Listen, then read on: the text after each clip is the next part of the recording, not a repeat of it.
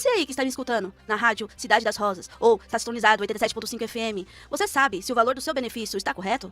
Será que você pode estar recebendo menos do que você deveria? Vamos entender, no caso aqui, a dimensão desse tema. Porque vejam só, apenas em 2025, hein? Isso aqui é um dado só de 2025. Em 2025, mais de 1 milhão de recursos administrativos foram analisados pelo Conselho de Recursos da Previdência Social. Então, mais de 1 milhão foram analisados pelos recursos. Ou seja, houve um indeferimento de forma incorreta, ou propositalmente de forma incorreta. Então, por isso que houve essa análise do Conselho de Recursos da Previdência Social. Então, discutir valores, dos benefícios, discutir revisão, não é um caso excepcional, é uma realidade estrutural do sistema previdenciário brasileiro. A RMI, ou a renda mensal inicial, ela essencialmente contém 3 elementos, tá? Que é, no caso, ela depende do salário de benefício, ela depende do coeficiente e, em determinadas situações, ela depende do fator previdenciário.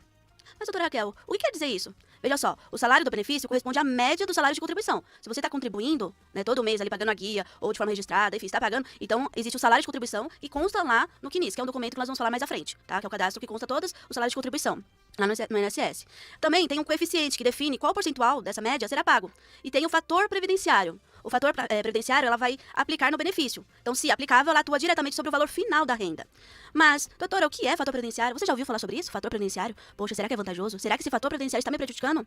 Então, o fator previdenciário está no artigo 29A, como eu disse, na Lei 8.203 de 91, e ele considera algumas questões, como, por exemplo, o fator previdenciário, quando aplicado no benefício, que altera o valor final do benefício, então ela considera a idade, ela considera o tempo de contribuição e a expectativa de vida. Esse dado de expectativa de sobrevida, no caso, é nos dados do IBGE, que também o INSS calcula conforme essa expectativa. Ou seja, em outras palavras, só fica mais fácil, fica mais claro para vocês entenderem, que estão sintonizados aqui comigo, que quanto menor a idade e o tempo de contribuição, maior tem de ser a redução do benefício.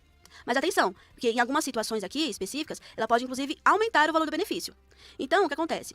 Quando aplicado esse fator previdenciário, muitas vezes tende a prejudicar o segurado, como para vocês entenderem, antes existia aquela questão de receber 100%, Hoje, com o fator previdenciário, muitos benefícios não recebe 100%, Recebe algumas porcentagens, 60%, 70%, que assim por diante, mas tem esse fator previdenciário já com desconto, com base na idade, com base no tempo de contribuição e a expectativa de sobrevida, conforme os dados do IBGE. Então, na prática previdenciária, o que observamos é que o cálculo do benefício raramente é o problema isolado. O problema está na base de dados, que é utilizada para esse recurso, para esse cálculo. Então, aqui, caros ouvintes, é um ponto central do nosso episódio, porque o INSS calcula com base no sistema, não necessariamente com base na realidade contributiva do segurado. Mas como assim o INSS avalia com base no sistema? Existe algo que vem desde o início. Se algo desde o início está errado, todo o complemento e todo o final estará errado também. Porque existe um elemento importante que o INSS avalia com base nisso, que é, no caso, o CNIS. Que, infelizmente, o CNIS é negligenciado por alguns segurados, ou até por não saberem, não terem conhecimento disso. Então, o CNIS, que é o Cadastro Nacional de Informações Sociais, é um elemento essencial que o INSS avalia desde o começo os cálculos para o final do benefício da RMI. Então, nesse CNIS, nesse cadastro, nele constam vínculos de contribuição, vínculos de trabalho, salários de contribuição, períodos contributivos. Então, esse é um documento muito importante que ali o INSS puxa todas as informações do contribuinte. E essa é a base de cálculo. Porque diante desses dados que o INSS calcula o benefício, se houve erro no CNIS, o cálculo está incorreto, a média será reduzida, o valor final será menor. Então, aqui encontramos que, na prática, vínculos que não aparecem, salários registrados abaixo do real e períodos não computados, vai prejudicar todo o acompanhamento do benefício até o valor final. Então, o cadastro inicial é muito importante. Tudo vai começar com base no que as informações que estão no CNIS.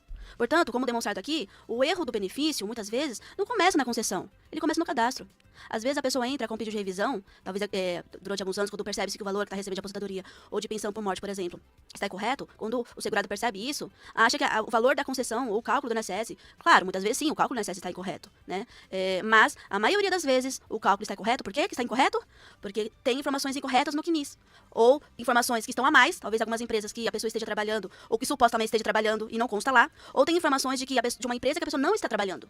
Então, mas assim, é um detalhe para ser discutido, observado e analisado. Porque se tiver alguma empresa, como eu falei num episódio anterior sobre essa questão, se tiver alguma empresa a mais que consta no CNIS, o INSS vai pedir para o segurado comprovar.